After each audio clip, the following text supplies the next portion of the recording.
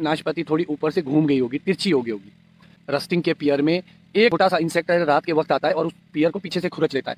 एक दो जगह नाशपाती थोड़ी ऊपर से घूम गई होगी, तिरछी हो गई होगी।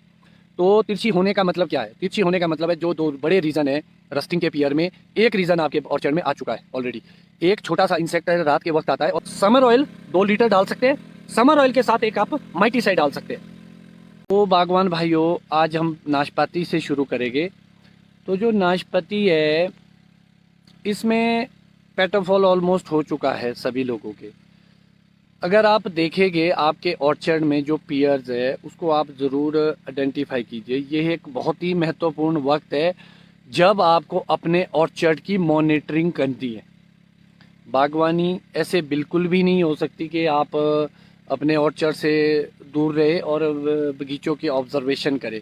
आजकल ऑब्जर्वेशन करना बहुत ही ज़रूरी है। ऑर्चर्ड में किस तरह के चेंजेस आ रहे हैं, कोई इंसेक्ट है या कोई अदर चीज़ें हैं। तो जो पियर का विषय है, अगर आप देखेंगे आजकल पेटल फॉल के बाद आपकी नाशपाती थोड़ी ऊपर से घूम गई होगी, तिरछी हो गई होगी। तो तिरछी होने का मतलब क्या है? तिरछी होने का मतलब है जो दो बड़े रीज़न है रस्टिंग के पियर में, एक रीज़न आपके ऑर्चर्ड में आ चुका है ऑलरेडी। एक छोटा सा इंसेक्ट रात के वक्त आता है और उस पियर को पीछे से खुरच लेता है। एक दो जगह से जैसे ही खुरचेगा आपकी पियर लगभग ऐसे आकार की, धनुष आकार की बन जाएगी। तो इसका मतलब आपका फ्रूट डैमेज हो चुका है और वो रस्टिंग आ चुकी है उसमें और वो ख़राब हो चुका है और वो बी ग्रेड बन चुका है। जिन बागवान भाइयों के ये प्रॉब्लम नहीं है या जिनकी आ चुकी है उनके लिए मैं एक चीज़ बताना चाहूँगा। आज इस साल पियर की क्रॉप बहुत ही अच्छी है। तो आप क्या कर सकते हैं, उसकी प्लकिंग कर सकते हैं। जो आपके नाशपाती में तिरछी हो चुकी है पियर, उसको कट डाउन कीजिए, काट के नीचे फेंक दीजिए, क्योंकि वो बाद में होना भी बी ग्रेड है। इस साल पियर बहुत अच्छी रिपोर्टें आ रही है, तो इस साल क्वालिटी बिकेगी। इस साल हो सकता है नाशपाती के रेट बहुत डाउन रहे, मगर जिसके पास क्वालिटी होगी वो हमेशा बिकेगी। लास्ट ईयर भी आपको याद होगा बिल्कुल डाउन मार्केट में मेरी अपनी पियर गई थी, जो 1000-1100 की मार्केट थी। जब आपके पास पियर सुंदर है तो वो किसी भी मार्केट में एक अच्छे दाम ले लेती है। तो मैंने दिल्ली भेजी थी और वो लगभग 23 या 2400 के आसपास बिकी थी।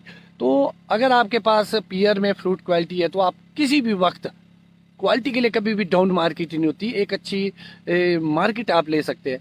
तो पियर के लिए आप क्या करेंगे, तो जो अभी आप इमीडिएट उसमें कौन सी स्प्रे करें अब इंसेक्ट के लिए, तो जो इंसेक्ट, जो पियर में इंसेक्ट है जो उसको डैमेज करता है, उसके लिए जो बहुत ही एक बढ़िया इंसेक्टिसाइड है फ्लूबेंडामाइड। 20% WG फॉर्म आती है इसकी, फ्लूबेंडामाइड। एक्चुअल में जो ये फ्लूबेंडामाइड है इसको आप दो कंपनी के मैं आपको ब्रांड नेम से बताऊंगा, क्योंकि लोगों के अंदर बहुत ही कन्फ्यूजन पैदा हो जाता है कि भाई कौन से इंसेक्टिसाइड करें हम। कई लोग क्लोरोफोरिफॉस भी डालते हैं, थायोमेथोक्सोम भी डालते हैं।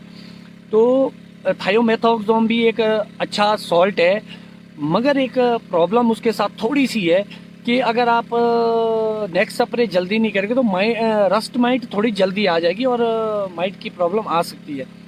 तो जो ये फ्लूबेंडामाइड 20% WG फॉर्म है, इसको आप एक टाटा कंपनी का भी आता है ये प्रोडक्ट, और एक इफ़को का आता है टकी भी। तो इसको आप 50 ग्राम 200 लीटर पानी के डोज से आप इसकी स्प्रे पियर में कर सकते हैं, जिससे आपका इंसेक्ट का डैमेज ख़त्म हो जाएगा।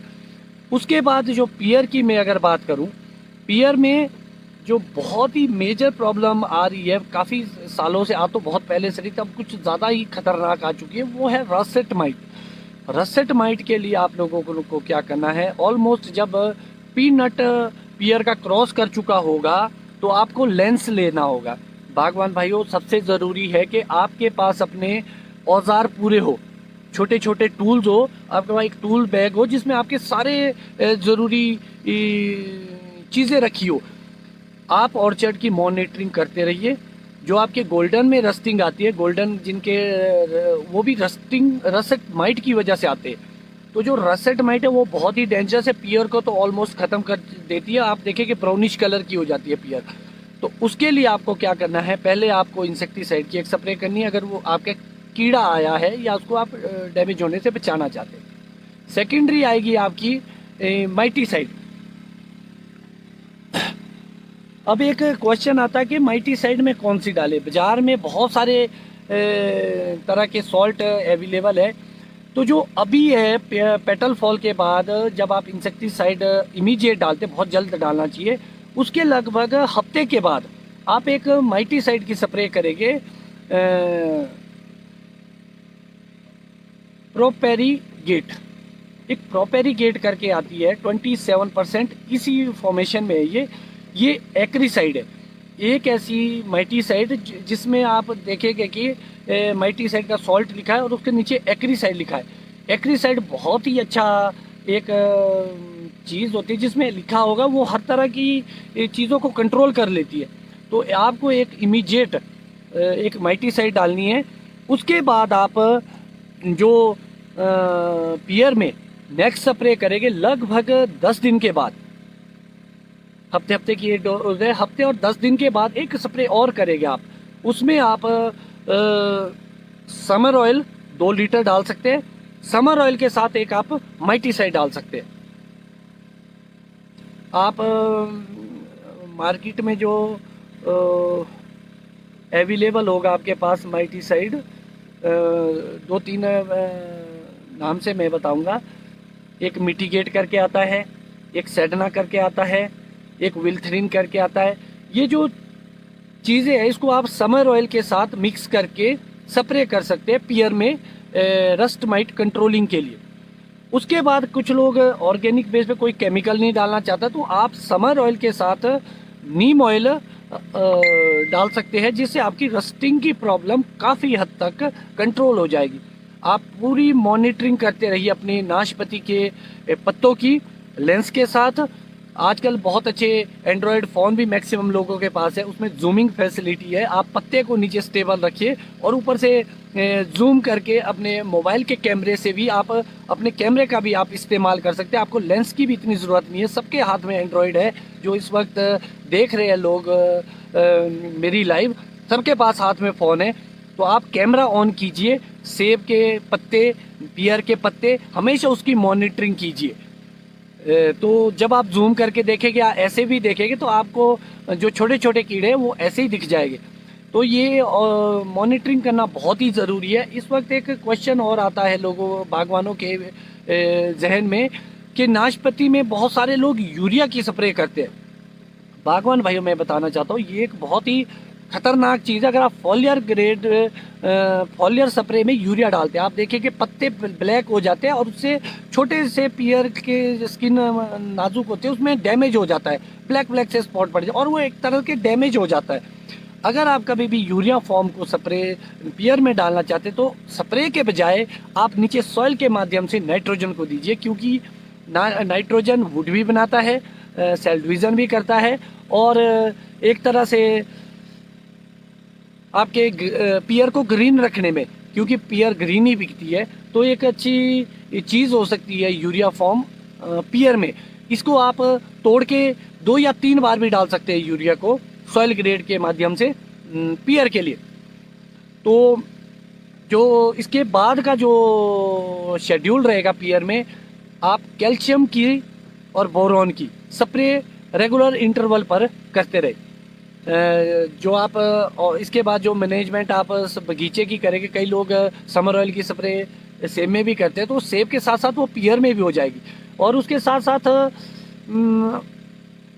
जो उसके बाद आप फंगेसाइड्स करते हैं वो आप पियर में भी कर सकते हैं और सेब में भी, या किसी तरह का आप टॉनिक डालते हैं, माइक्रो न्यूट्रिएंट्स सब सेब में डालते हैं तो आपके साथ साथ पियर में। इसके बाद पियर में आपको जब वॉलनट के क्रॉस कर देगा उसके बाद भी एक मॉनिटरिंग करने की ज़रूरत है बागवान भाइयों।